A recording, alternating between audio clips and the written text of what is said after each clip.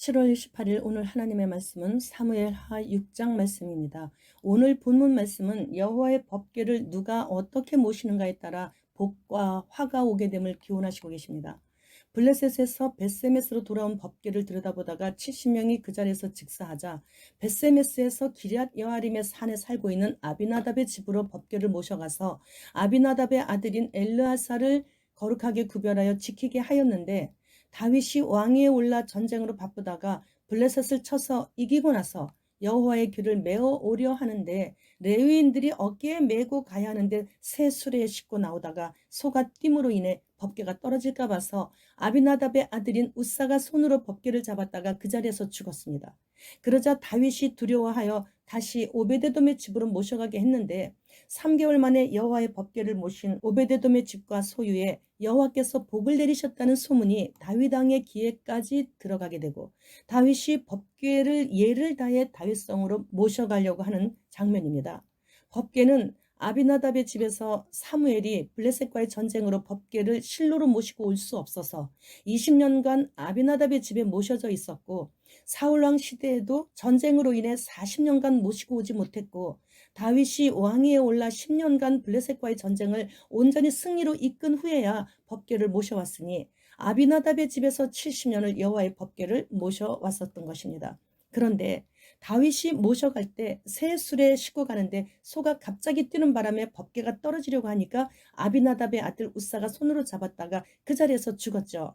그렇게 우사가 죽는 것을 보고 다윗이 오베데돔의 집으로 다시 모시고 가게 하고 자기는 그냥 돌아갔습니다. 그리고 불과 3개월 만에 오베데돔의 집에 여호와께서 큰 복을 내려주심을 듣고 다윗이 다시 모시고 가려고 한다라는 그런 이야기입니다. 하나님을 섬긴다고 지극정성 교회에 다니며 헌금과 구제와 선교를 힘에 닿도록 하며 신앙생활을 했었는데, 어찌하여 나의 삶은 갈수록 태산이라고 더욱더 힘만 드는지 시험에 들 뻔할 수도 있었다면, 우리는 이 말씀을 듣고 생각해야 합니다.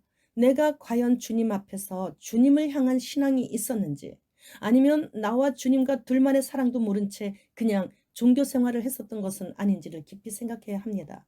아비나답을 보면 그의 아들 엘르아사를 거룩히 구별하여 여호와의 법궤를 지키도록 했고, 자신의 집에서 70여 년을 모셨었지만 자신의 집에서 법궤가 나갈 때 아들 우사가 죽었습니다. 자신의 집에서 70년간 하나님의 법궤를 모셨지만 아들이 죽음으로 그냥 끝나게 되는 것이에요.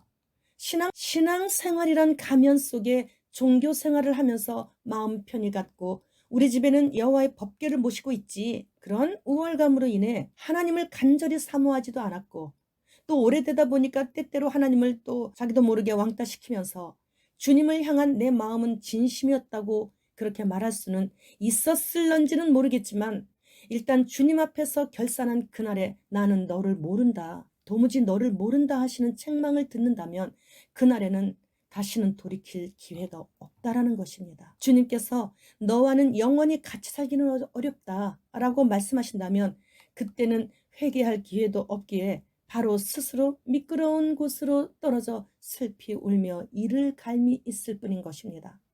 하나님을 대적했던 사탄을 위해 예비된 그곳에서 사탄 마귀와 그의 졸개들인 귀신들과 함께 영혼을 보내야 하는 것입니다.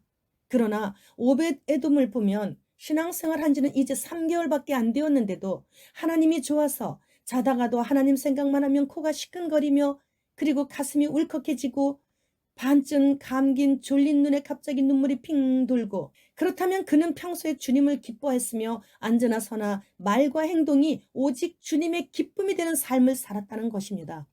세상 법정에서는 구분 재판을 받을 수도 있지만 하늘나라 법정에서는 절대 오판 없는 공정한 재판만을 받게 되는 것입니다.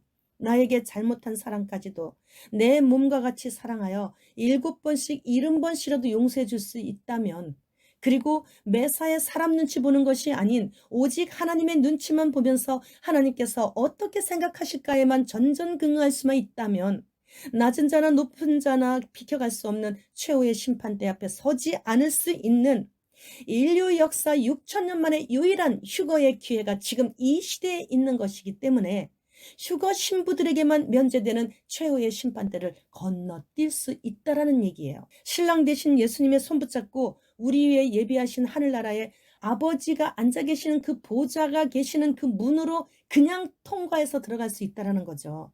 그런데 그날이 이제 몇 날 안 남았다는 것에 가슴이 뛰는 거예요.